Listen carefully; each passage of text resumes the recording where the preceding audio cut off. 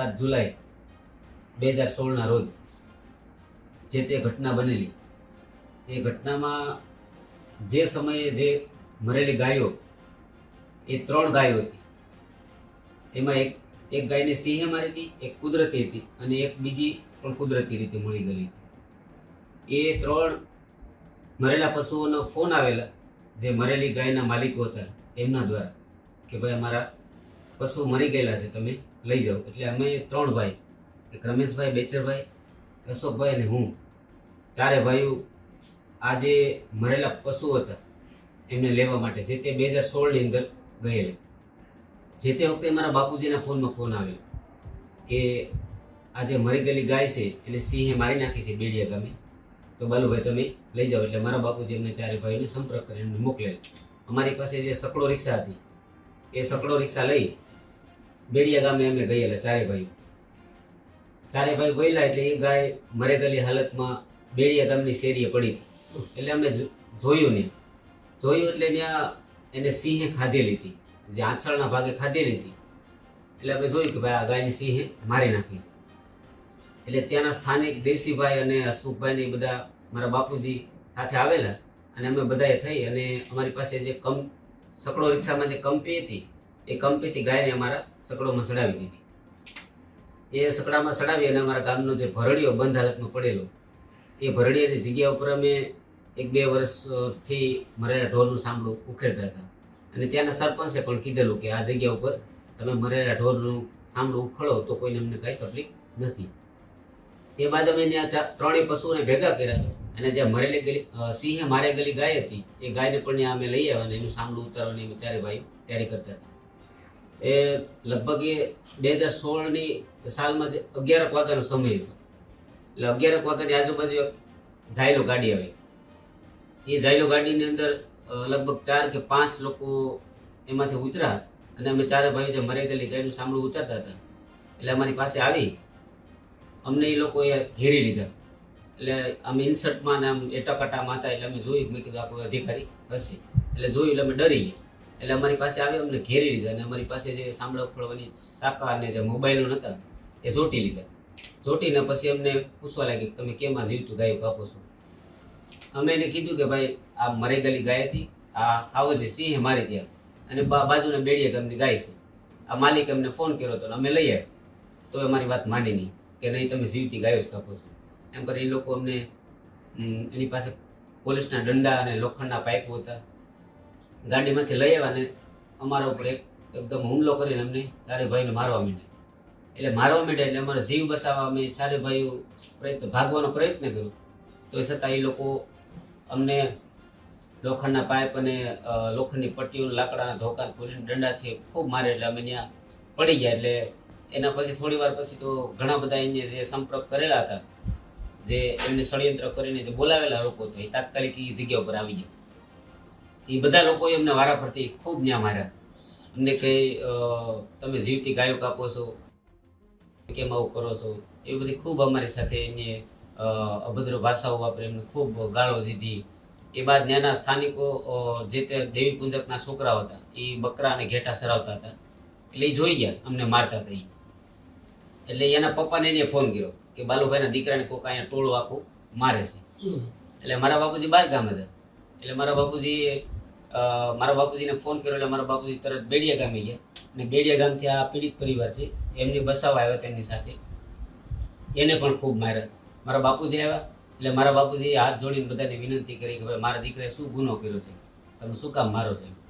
તો એ એમ કહેવા લાગ્યો કે તમારા દીકરાને તું બધા સવારે જીવતું ગાયો કાપો છો.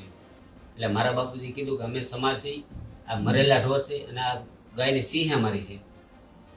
તો એની કોઈ વાત માને જ નહીં.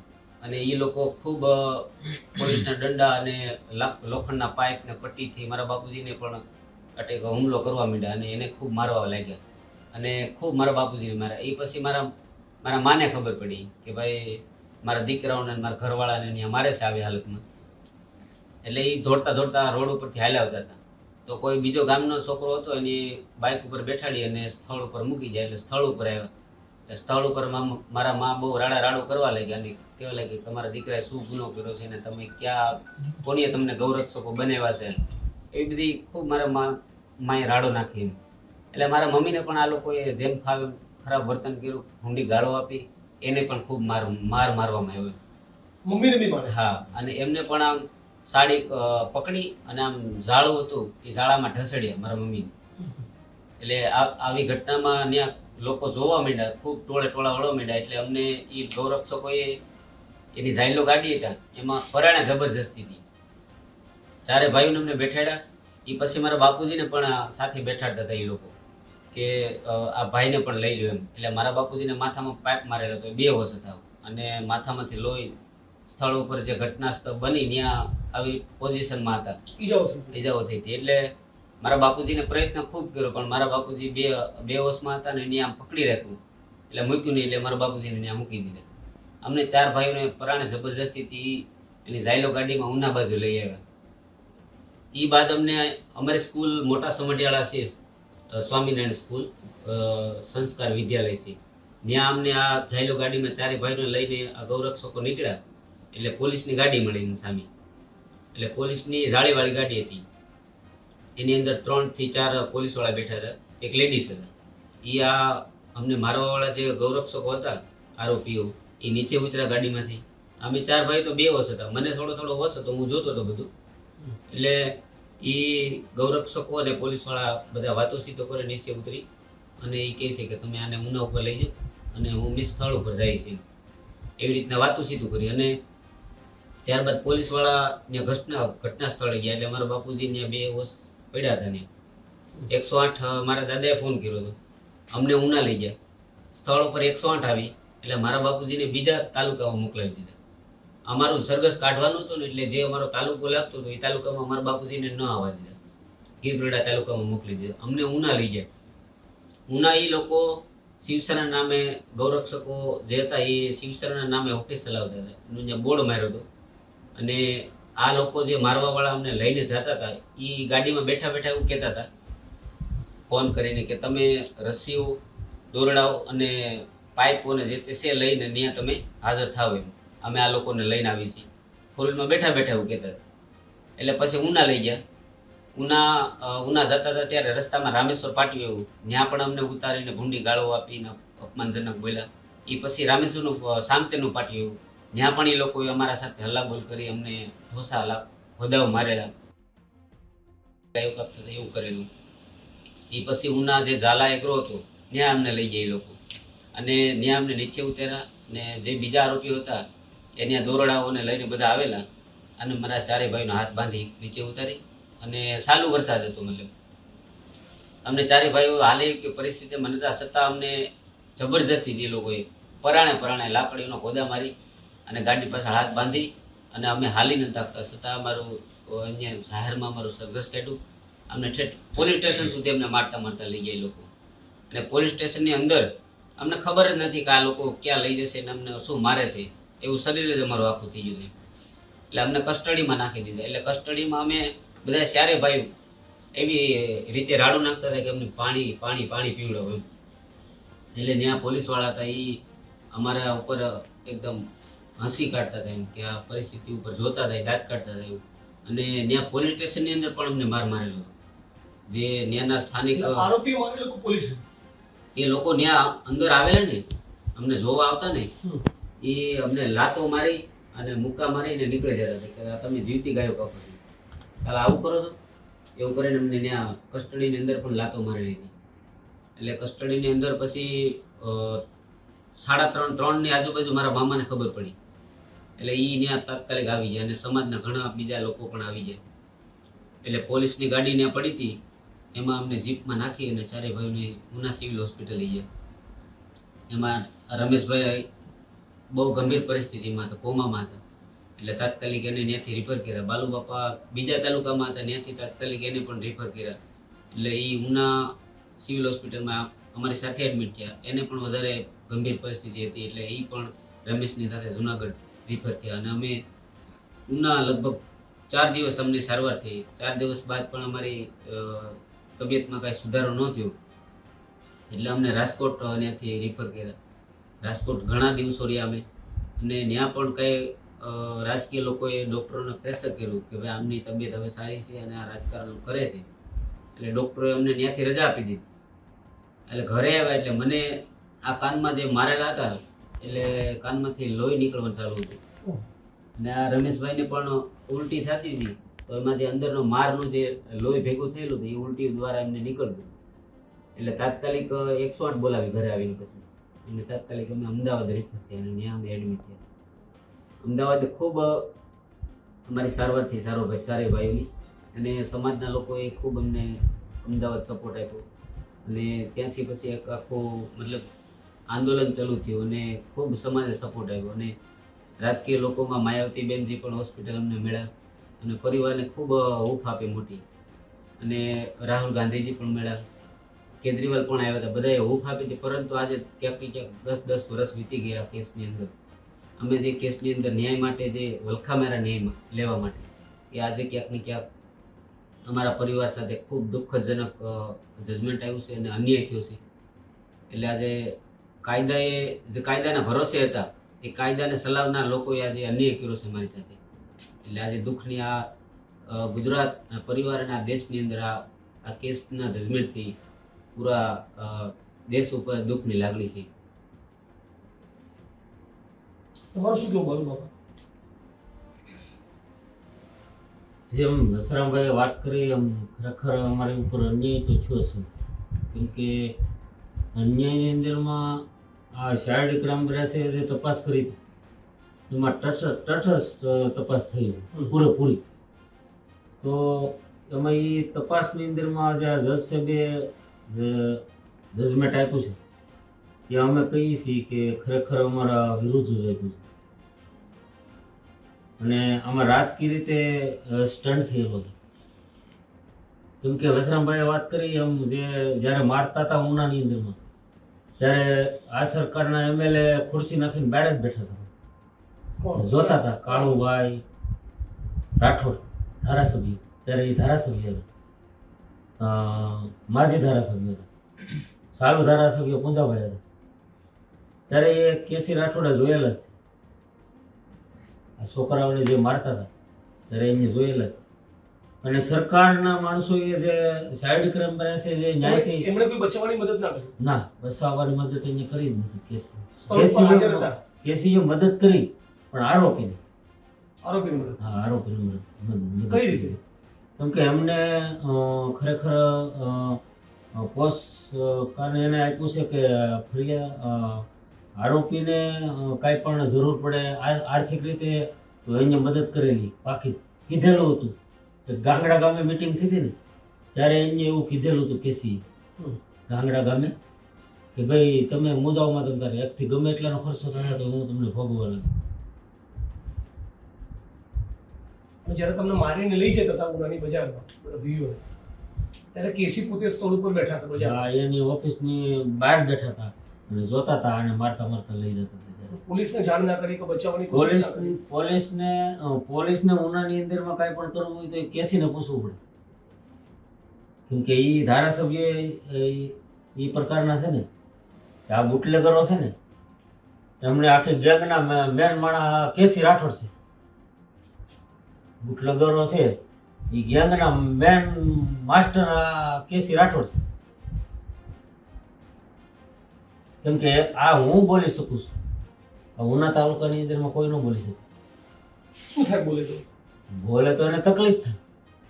આપણા સમાજના ને હું કહું આગેવાનોને કે ભાઈ આપણા સમાજના આગેવાનો ત્યાં જાવ ને કાંઈ ઉકારો કર્યો હોય તો ગાયો દે મા બેન સામે કે ભાઈ એના પુરાવા છે આપણી.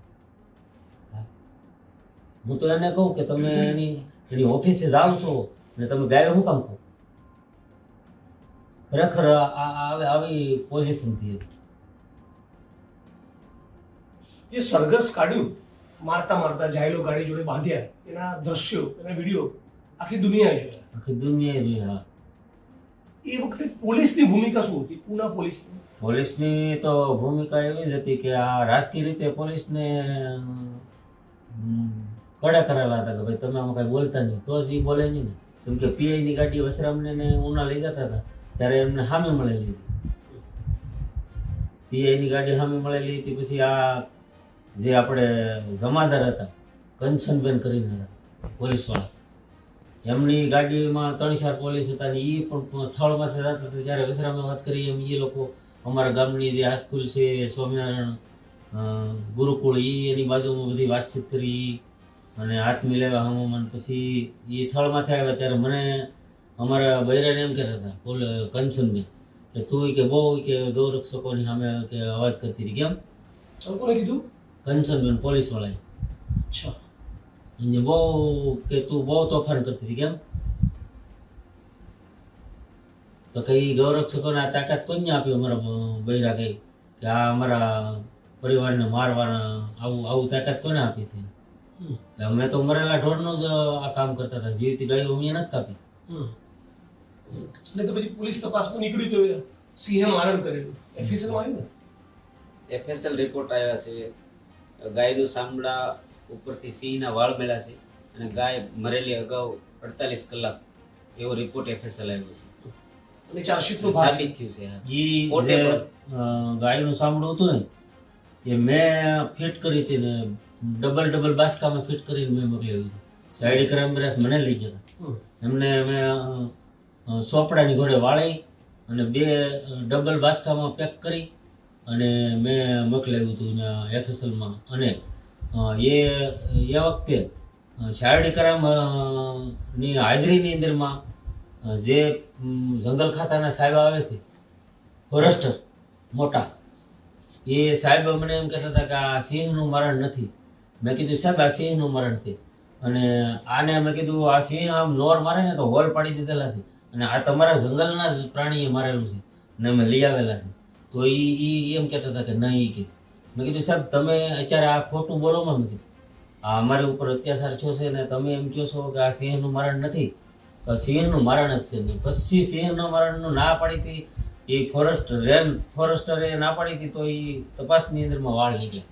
સિંહના વાળ નીકળ્યા? હા, સિંહના વાળ નીકળ્યા ગાયની બોડી પર. હા, કેમ કે એ આયર સમાજના હતા ને એ આ જે નાગજીભાઈ છે ને એ એમના સંબંધી જ હતા. જેલમાં ગયા ને નાગજીભાઈ. ઉનાના આંદોલન દરમિયાન બહુ બધા લોકોએ દવા પી લીધી, આત્મહત્યાનો પ્રયાસ પણ કર્યો. પરબડીના રમેશભાઈ અમને તો ખરેખર આ સરકારને હું શરમજનક જ ગણાય કે આ ખરેખર આવા કૃત્યુ જો કરતા હોય અને આવા બુટલેગરો જેવા માણસો આ કોઈ પણ સમાજ ઉપર અત્યાચાર કરવામાં એને નહીં ડર લાગે. આ ખરેખર અન્યાય અમારે યારે થયો છે એ ખરેખર આને આ સજા બધાને થવી જોઈએ. કેમ કે મેં સરકારી વકીલને કીધું હતું કે ભાઈ સાહેબ તમે અમને એવું કયોમાં, એ અમને એમ કહેતા હતા 10-12 જણાને અમે સજા અપાવી દઈએ તો તમે માન્ય કરી લ્યો. તો અમે એ માન્ય ન કર્યું. અમે એવું કીધું કે ભાઈ તમે આ ખરેખર મારે છે અમને, જેના હાથમાં દંડા છે એવા લોકોને તમે સજા અપાવો. જેટલા બી મારા છે બધાને સજા. બધાને મેં એવું જ કીધું હતું બધાને. તો એનું એવું કહેવાનું હતું કે ભાઈ એવું નહીં માન્ય રાખીએ નહીં. બોલ્યા નહોતા પણ એનો અંદરથી ભાવ એવો હતો કે ભાઈ અમારા મનમાની જ કરવાની છે. જજમેન્ટ આવ્યું એની પહેલા તમને આવો ઈશારો કરી દીધો. હવે ઈશ્વર કરે છે પણ અમે એમ માન્યા નહીં. પછી જજ સાહેબે અમને જે સાલુ કોર્ટની અંદરમાં અમે બેઠેલા ત્યારે અમે વસરામને બાપ દીકરો અને ધીરુભાઈ અમારે હારે હતા. ત્યારે સાલુ કોર્ટની અંદરમાં અમને ઊભા કરીને બહાર કાઢી મૂકીને આરોપીને ખુરશીએ બેસાડીને અમને બહાર કાઢી મૂકી જજ સાહેબે. પછી મેં આરોપીને બેઠાડ્યા પછી જયારે હું માથાકૂટ કરી. મેં કીધું સાહેબ તમે અમને બહાર કાઢી મૂકો છો ફરિયાદીને, અમને અમારો હક અધિકાર છે બેઠવાનો, અમારે સાંભળવાનો હક અધિકાર છે. ગોવિંદભાઈ વકીલ આપણી જે ઓલું મૌખિક દલીલ જે હાઈકોર્ટમાં મંજૂર થઈ હતી એ મૌખિક દલીલ કરતા હતા ત્યારે એને મેં એવું કીધું, મેં કીધું અમારો હક અધિકાર છે સાહેબ અમારે બેહવાનો. તો કે એ હું જજ છું એ તમે ના નક્કી કરી શકો, હું નક્કી કરી શકું. અમને બહાર કાઢી મૂક્યા અને આરોપીને અહીંયા ખુરશી બેહાડ્યા હતા. તરત જ અમને બહાર કાઢી કોર્ટની અંદરમાં. હા, એમના CCTV કેમેરા આ સરકાર તપાસ કરાવે કે આ અમે ખોટા છીએ કે હાસા છીએ. આ 10 વર્ષ દરમિયાન કોઈ પૈસાની લાલચ કે ધમકીઓ આપી હોય એવું કઈ બન્યું? હા, વસરામને ધમકી આપી હતી કે સમાધાન કરીને જો નકર તમારી હાલત હજી કફરી થઈ જાય. ગુનાની અંદર પ્રમોદગીરી મેન આરોપી છે ને પ્રમોદગીરી ગોસ્વામી અને બળદેવ બલ્લી મતલબ બળદેવ અને રાહુલ બાંભણિયા 3 આરોપી હતા. એમાંથી 2 આરોપી છે એમને હાઈકોર્ટે જામીન આપ્યા હતા કે ભાઈ ગીર સોમનાથ જિલ્લામાં તમારે પ્રવેશ કરવો નહીં, છતાં ઉનાની અંદર આવી અને હું ને આ પિયુષભાઈ સરવૈયા સાથે હતા, અશોકભાઈ મારી સાથે હતા. ત્રણેય મેં જતા હતા ચાલતા અને મેં ત્યાં બ્રેક કરી હતી ગાડી, એટલે અમને જોઈ ગયા એ લોકો. એટલે એ લોકો એમને રોકીને તરત જ એવું કીધું કે સમાધાન કરી નાખ્યું, ન કરી તમારે ભૂકા છે મારી નાખશું. પોલીસ સ્ટેશનની નજદીક જ એકદમ. શું બન્યું હતું? કોકો? પોલીસ સ્ટેશનની નજીક જ અમે લોકો હતા ત્રણે, ને એ લોકો અમને આવી ધમકી આપી એટલે તરત જ અમે પોલીસને જાણ કરી અને ભાઈ એફઆઈઆર કરાવી, છતાં એને આ સેશન કોર્ટે જામીન ફરીવાર આપી દીધા. પછી હુમલો બી થયો હતો ને? હા, એ 2018 ની અંદર રમેશભાઈ અને અશોકભાઈ બંને હતા, એને પણ આવી જ રીતનો હુમલો કર્યો હતો કે તમે સમાધાન કરી નાખજો તમારે જે આ એમાં મારઝૂડ કરી હતી? હા, એમાં એને રમેશભાઈ? હા, રમેશભાઈ હતા. શું બન્યું? 2019 અમે ઉના કરિયાણાની ખરીદી કરવા ગયા હતા, જે બૌદ્ધ ધર્મ સ્વીકાર્યો ને ત્યારે અમે રિટર્ન આવતા હતા ને, હું ને અશોક બે ભાઈ અમે પાછળ હતા. હા, અમારા પપ્પા ને બધા પાછળ હતા અને અમે આગળ હતા. તો રામેશ્વરનું પાટિયું આવે ને સામતે ગામ આવે ને ત્યાં અમને બાઇક લઈને ભેગા થઈ ગયા 2 વ્યક્તિ હતા. કિરણભાઈ હતા અને બીજાનું નામ એ બંને 2 એમને ભળાઈ ગયા ને એટલે એ વાતો કરતા હતા કે જો ઓલા આપણે માર્યા હતા ને એવી મસ્કરી કરતા હતા. એટલે રામેશ્વરના પાટીએ પછી આગળ આવ્યું ને ગાડી રોક, એમની પાસે ત્રિકમના હાથા ને પાવડાના હાથા ને એવું હતું. રોકીને અમને આડા પડી એ કે સમાધાન કરી નાખજો ને કરી જીતતા માર નાખશો. પછી અમને બેને હુમલો કર્યો એ રીતે. એટલે અમે સ્થળ ઉપર જ પોલીસને બોલાવી. એનો કેસ ચાલે છે? હા, એનો કેસ ચાલુ છે. એમાં જે ચુકાદો નથી નહીં, એમાં ચુકાદો આવી ગયો છે, એમાં નિર્દોષ છોડી દે. છોડી દીધા હા, એમાં નિર્દોષ છોડી. આરોપીઓને? આરોપી નિર્દોષ. અને ધમકી આપી હતી એમાં? એ ચાલુ છે. એ કેસ ચાલુ છે. કેસ ચાલુ. એટલે ધમકી અને હુમલો કરવા આવી 2 ઘટના બની 2018 માં અને 2023. વાયા કોઈ પૈસાની ઓફરો કરી હોય? આ કેસની અંદર તો ખૂબ કરોડો રૂપિયાની ઓફરો મળી અને જમીનની લાલચો પણ આપી હતી. પરંતુ આજે આપણી લડાઈ હતી એ સ્વમાનની અને સ્વાભિમાનની હતી, સમાજ સાથેની મતલબ એક લડાઈ હતી. એટલે ક્યારેય પણ અમારા પરિવારનું મન ડગવા દીધું નથી અને મક્કમતાથી આ કેસમાં અમે 10 વર્ષ સંઘર્ષ કર્યો છે અને હજુ પણ આગળ તૈયારી છે હાઈકોર્ટથી લઈને સુપ્રીમ સુધી કે સમાજ બાબતે જીવશું ત્યાં સુધી લડશું અમે સાથે રહીને.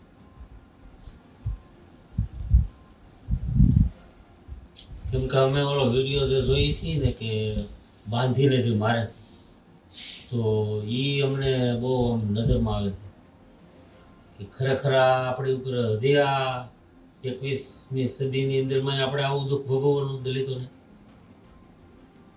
એના માટે અમે સ્વાભિમાનની લડાઈને માટે લડીએ છીએ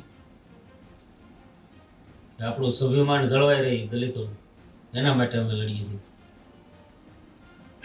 અને ઓફરો તો આ ભાઈના ગામમાંથી આ ભાઈએ પૂછો ભાઈને હોય અમને આવી હતી ઓફર. આ ભાઈ અમને વાત કરી. તમારું નામ શું? મારું નામ અર્જુનભાઈ. પીડિત જ છે આપણે. એ આ ભાઈને જે પુરાણો ને એને કીધું હતું જામીન એને મળતા નજીભાઈ. પછી મને કે મારી તમે ભાઈ જાઓ ને વિશ્રામને કયો જે રૂપિયા કઈ આપી મને આમાંથી છોડાવો. હું આમાં કાંઈ બોલ્યો જ નથી. મેં કીધું તું બોલ્યો નહીં હોય તો ભાઈ તું નિર્દોષ છૂટો થઈ જાય ને તું બોલ્યો હોય છે તો મેં એવી વાત સાંભળી છે કે તું ફોન કરીને આ લોકોને તે બોલાવે છે મેનમાં. એવી વાત સાંભળી છે જો એ નીકળશે તારું ફોન ડિટેલ તો તું જેલમાં જઈશ ને તો છૂટો થઈ જાય. તો એ અત્યારે એ મેનમાં એમાં ફોન ડિટેલમાં પકડાઈ ગયો છે, એમાં આવી ગયો મેનમાં. આ મેન બોલાવવામાં આ માણસ બધા ગૌરક્ષો હોય એવી રીતનો ફોન ડિટેલ આવ્યો. જ્યારે અમદાવાદથી ઉના યાત્રા લઈને અમે લોકો નીકળ્યા અને 15મી ઓગસ્ટે આપણે ત્યાં તિરંગો લહેરાયો. આખા દેશે જોયો, આખા ગુજરાતે જોયો. એની આગલી રાતે જે હજારોની સંખ્યામાં દલિત સમાજના લોકો ગુજરાતના ખૂણે ખૂણેથી ઉના પહોંચી રહ્યા હતા, એમની ઉપર બી હુમલા કરેલા. ઈ કેસમાં પણ તમામ આરોપીને નિર્દોષ કરી એ દીધા, કેસમાં બી બધાને છોડી દીધા. તમામ આરોપીઓને. અને એમાં મને જે બરાબર યાદ છે, બીજા દિવસે સભા હતી, સવારે 15મી ઓગસ્ટની સવારે 10 વાગે આપણી સભા હતી અને રાતના 3:30-4 વાગ્યા સુધી તો મારે પોતે હોસ્પિટલમાં ફરવું પડેલું, એટલા બધા લોકોને માર્યા. એના પછી સભા પૂરી થયા પછી એક ટોળું મને મારવા માટે શોધતું. પછી જે લોકો પાછા જતા હતા પોતપોતાના તાલુકામાં, ગુજરાતના ખૂણે ખૂણે થયેલા લોકો એને કાર્યક્રમ પત્યા પછી પરત ફરતા હતા, એની ઉપર પણ હુમલા થયા. એ બધા કેસોમાં પણ કોઈને સામે ગુનો સાબિત થયો નથી. નથી. પોલીસને પણ પગમાં ફ્રેક્ચર થયેલા. આપણી દલિતની દીકરીને અમારે ગીર ગઢડા તાલુકાના બેન છે, અમારા સરવૈયા પરિવારની, મારા કાકાની દીકરી, અચ્છા. એ પોલીસમાં નોકરી કરતા હતા. ત્યારે એમને પણ પગની અંદરમાં ફ્રેક્ચર થયેલું અને એટલે મારતા હતા એમાં? હા, ઓલા લોકોએ મારેલા. પથ્થરમાં. એ બેનના કેસમાં પણ કઈ સરકારે ડિસિઝન નથી લીધું. પછી એમાં ફાયરિંગ થયું, હમ. પણ એસપી સાહેબ હતા ને, એસપી ને લીમાણી, ડીવાયએસપી સાહેબને પણ પથ્થર મારેલા. જોશી સાહેબને નહીં, લીમાણી સાહેબ હતા, હમ. પટેલ હતા, હમ. એમને પણ પથ્થર મારો કર્યો હતો. પછી ફાયરિંગ થયું. એટલે પાછા જનારા લોકો પર જે પથ્થર મારો કર્યો હા, એમાં સરવૈયા બેનને બી વાગ્યું હતું અને હા, પેલા મારા DYSP કાકાની દીકરી જ છે ગરડાથી. અને DYSP ને પણ વાગેલું. હા, ડીવાયએસપી સાહેબને પથ્થર વાગેલો. આજે આરોપીઓ જે ગામના છે, આ બધા આરોપીઓ જેમણે તમારી પર અત્યાચાર કર્યો, એમના ગામના લોકોનું હૃદય પરિવર્તન થયું કે આ દલિતો સાથે ખોટું થયું, આવી રીતે મારવા નહોતા જોઈતા. લોકો એવું અમુક વિચારવા વાળા લોકો છે, હમ. પણ એવા ઓછા છે. એવા લોકો છે. આ આરોપીના જે અમુક ગામની અંદરમાં એવા માણસો છે વિચારવા વાળા, સત્ય વિચારવા વાળા છે. આપણે એવું ન માની લઈએ કે બધા આવા લોકો છે, એવું બધા તો એવા ના હોય. બધા નથી. અમુક લોકો મને હોતે પણ દરબાર હોતે મને સપોર્ટ કરે. હા, આપણા કેસની અંદરમાં એક સાક્ષી દરબાર છે, એ પણ વ્યવસ્થિત બોલે, ફીટ જુબાની આપી. ફીટ જુબાની આપે. બીજા કયા સમાજના લોકોએ સરસ જુબાની આપી? પટેલ છે, બરાબર. બ્રાહ્મણ છે, દેવી પૂજક છે, ઘણા લોકોએ એવી હારી જીવની આપી છે. શું આપી જુબાની? આહિર છે કે ખરેખર આ લોકોમાંથી અન્યાય થયો છે. જે ઘટના બની હતી કીધું. અમારા ગામના આહિર છે ને, એ ભરતભાઈ આહિર છે, એને પણ પોતે હારી જીવની આપી. નજરે જોનારા બસાવો આવ્યા હતા એ પોતે. એટલે કોઈ દબાણમાં આયા વગર સત્યને વળગી રહ્યા. હા, ખરેખર તો એ એટલે આવા બધા સમાજના લોકોને પણ આપણે સેલ્યુટ કરવી જોઈએ. સેલ્યુટ કરીએ. આજે આહિર સમાજ છે, ક્ષત્રિય સમાજ છે, બ્રહ્મ સમાજ હોય, પટેલ સમાજ હોય, જે પણ સમાજના માણસો સપોર્ટ કર્યો છે, દેવી પૂજકે સપોર્ટ કર્યો છે. સજ્જડ જુબાની આપી તમારા સમર્થનમાં, જે ઘટના બની તેવી કીધી, કીધી. એ બદલ આપણે એમને બિરદાવવા જોઈએ. તો હવે ગુજરાતના દલિતોને, સંવિધાન પ્રેમીઓને, ન્યાયમાં માનનારા લોકોને તમે શું અપીલ કરશો? બસરામભાઈ.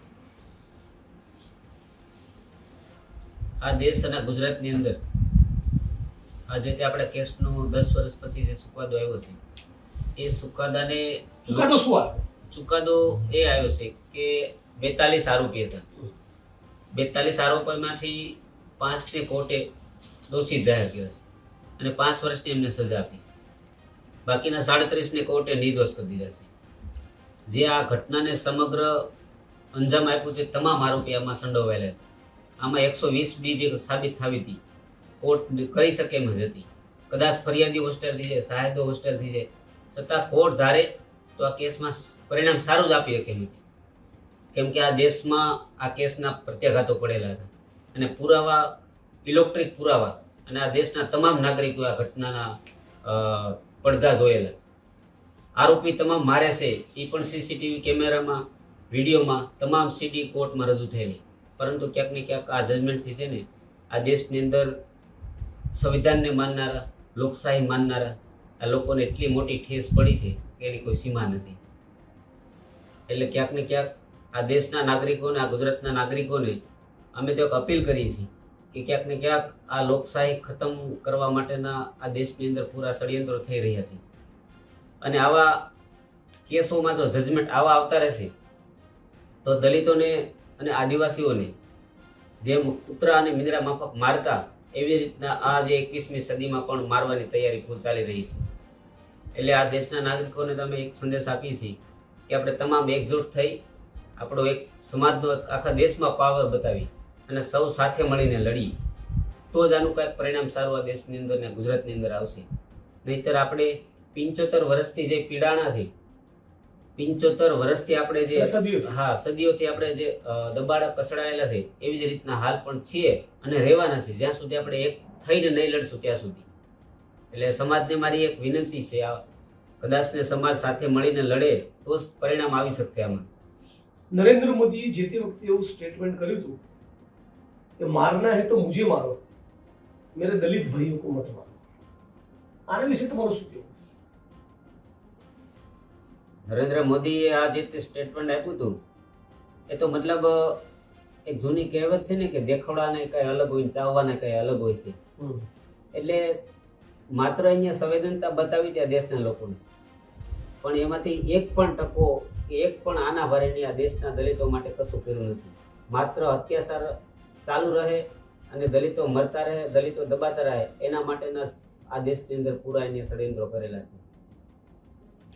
આટલા વર્ષો દરમિયાન સમાજ કલ્યાણ વિભાગના, સામાજિક ન્યાય અને અધિકારીતા વિભાગના કોઈ મંત્રીઓએ પૂના વખતે આપેલા કોઈ વચનો પૂરા કરવા માટે કોઈ પ્રયત્ન કર્યો? તમને મળ્યા? તમને કોઈ ટ્રાયલમાં મદદ કરી?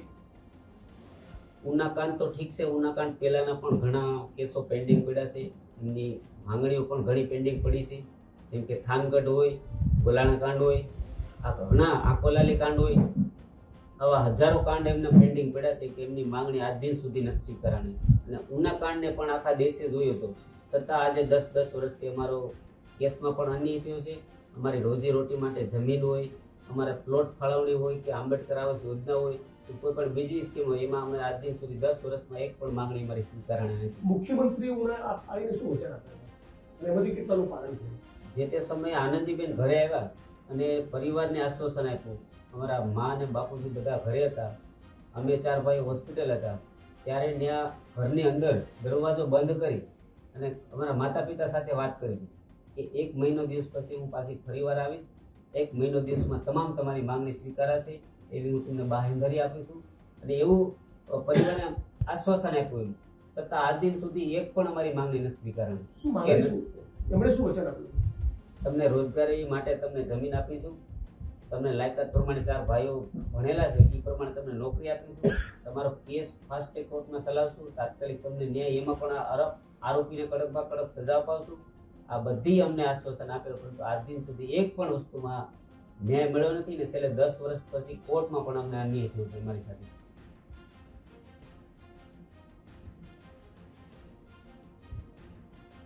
નોકરી તો સંવિધાન થકી ગમે તે અભણ હોય ને તો પણ મળી શકે.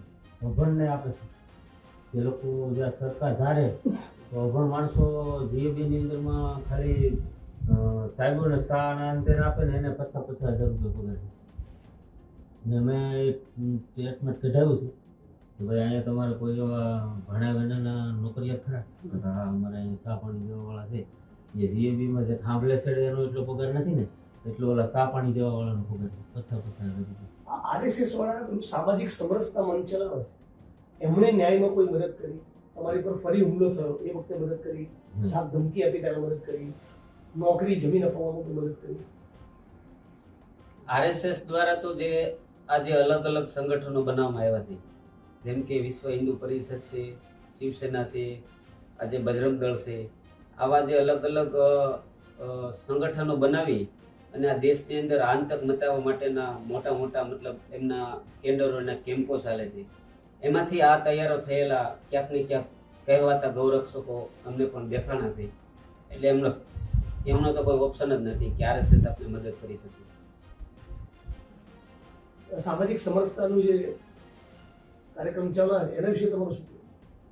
સામાજિક સમરસતામાં આપણે જોઈએ છીએ તો રાજકીય અમિત શાહ હોય, ગૃહમંત્રી હર્ષ સંઘવી હોય, જેમ કે દલિતના ઘરે જમવું કે આદિવાસીના ઘરે જમવું, માત્ર ફેસિલિટી 5 સ્ટાર હોટલોમાંથી રેડીમેડ મંગાવી એમના જે તે રૂમ હોય સ્પેશિયલ બનાવી અને માત્ર ખાલી એક દલિત કે આદિવાસી શહેરો રાખી અને ત્યાં જમે છે.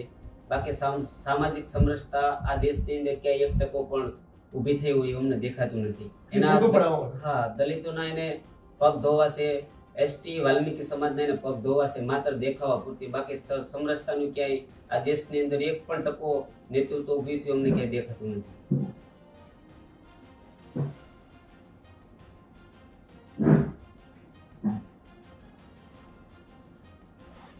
તમારા બધી કોઈને કઈ કેવું હોય? પિયુષભાઈ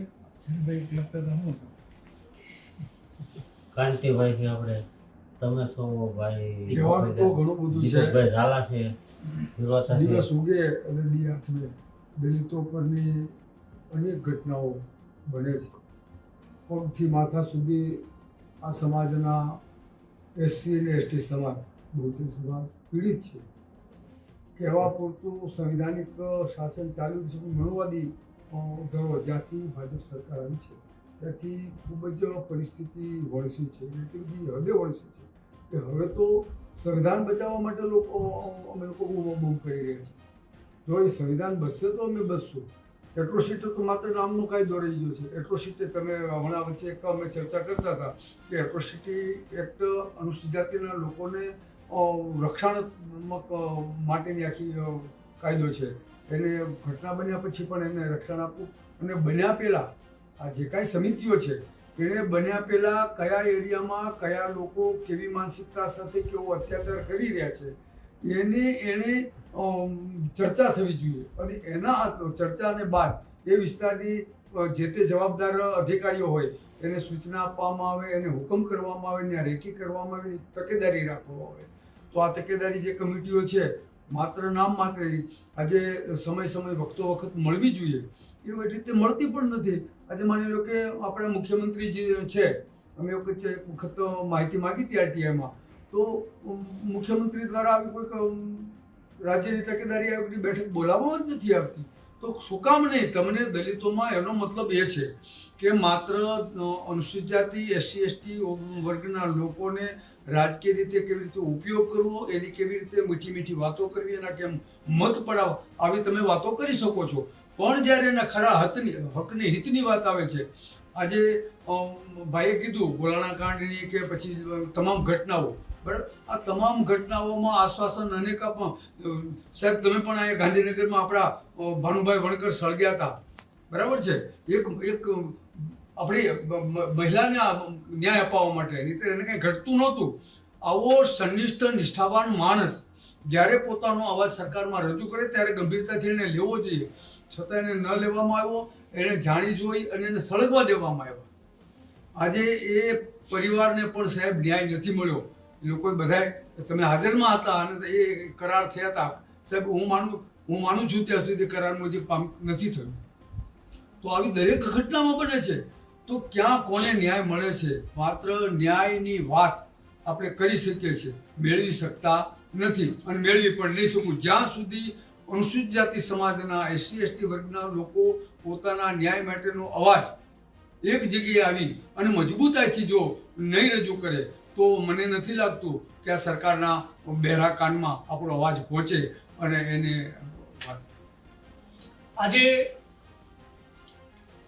આજે ઉના કાંડને બરાબર 10 વર્ષ થયા. ઉનાની જે ઘટના બની, ઉનાની બજારમાં સરઘસ કાઢી બાલુભાઈ સરવૈયા, રમેશભાઈ, વસરામભાઈ આખા પીડિત પરિવારને જે પ્રમાણે જલીલ કર્યા, જે પ્રમાણે હળધૂત અને અપમાનિત કર્યા, એમની પીઠ પર જે ચાપખા માર્યા, એ ગુજરાતના દેશના દલિતની પીઠ પર પડેલા ચાપખા હતા. દરેક એવા વ્યક્તિની પીઠ પર પડેલા ચાપકા હતા જે સંવિધાનમાં અને ન્યાયમાં માને છે.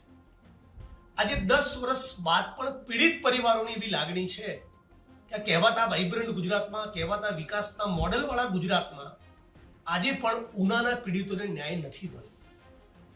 41 જેટલા આરોપી હતા, એમાંથી ફક્ત 5 લોકોને 5 વર્ષની સજા કરી અને બાકીના 35-36 આરોપીઓને છોડી દેવામાં આવ્યા છે. આ જે આરોપીઓને છોડી દીધા એ પૈકીના 2-4 આરોપીઓએ 2018માં અને 2023માં આ જ પીડિત પરિવારોને ધાક ધમકી પણ આપી હતી, શારીરિક હુમલો પણ કર્યો. છૂટી ગયા પછી પણ એવા વિડીયો બનાવ્યા છે કે જોયું તમે અમારું શું ખાડી લીધું. અને ભારતીય જનતા પાર્ટીની સરકારની કોઈ જ પ્રતિક્રિયા આવી નથી. એટલે પીડિત પરિવાર વતી, ગુજરાતના 50 લાખ દલિતો વતી, અનુસૂચિત જાતિની વડગામ બેઠક પરથી ચૂંટાયેલા ધારાસભ્ય હોવાના નાતે અમે બધા જ સામૂહિક રીતે માંગણી કરીએ છીએ કે રાજ્યની સરકારના પેટમાં ચોરી ના હોય અને હજુ પણ 1% કિસ્સામાં આ પીડિત પરિવારને ન્યાય અપાવવા માંગતા હોય તો સરકાર પોતે હાઈકોર્ટના, સુપ્રીમ કોર્ટના બેસ્ટ લોયર રાખી સરકાર પોતે આ કિસ્સામાં અપીલ દાખલ કરે અને ફરી પેલા 35-36 લોકો એ સાબરમતી સેન્ટ્રલ જેલના સળિયા પાછળ જાય એવું ભારતીય જનતા પાર્ટીની સરકારે કરી બતાવવું જોઈએ. પણ દુઃખ સાથે કહેવું પડે છે, આવી કોઈ જ હૈયા ધારણ કે બાહેધરી હજી સુધી પીડિત પરિવારોને કે ગુજરાતના દલિત સમાજને મળી નથી. ઉલટું ઘટના બની ત્યારે આનંદીબેન પટેલ મુખ્યમંત્રી તરીકે ઉના ગયા અને ઉના જઈને પીડિત પરિવારોને જે વચન આપ્યા હતા કે ફાસ્ટ ટ્રેક કોર્ટમાં કેસ ચાલશે, 1-2 વર્ષમાં કેસની ટ્રાયલ પૂરી થશે, ખેતીની જમીન આપીશું, સરકારી નોકરી આપીશું, ઘરનો પ્લોટ આપીશું, આ એક પણ વચનનું પાલન નથી કર્યું. ગુજરાતની અંદર દેશની તુલનામાં આદિવાસી દલિત અત્યાચારના કિસ્સાઓમાં મોટા ભાગના પ્રકરણમાં સજા થતી નથી. એ પણ એ હદે કે રેટ ઓફ કન્વિક્શન એટલે કે સજાનો દર આપણા દેશમાં 30-32% આજુબાજુ છે. એટલે કે 100 દલિત અત્યાચારની ઘટના બને તેમાંથી 32 કિસ્સામાં આરોપીઓની સામે ગુનો સાબિત થતો હોય છે. પણ ગુજરાતમાં સજાનો દર ફક્ત 5% છે. એટલે 100માંથી 95% નિર્દોષ છૂટી જાય છે, ફક્ત 5%ને સજા મળે છે.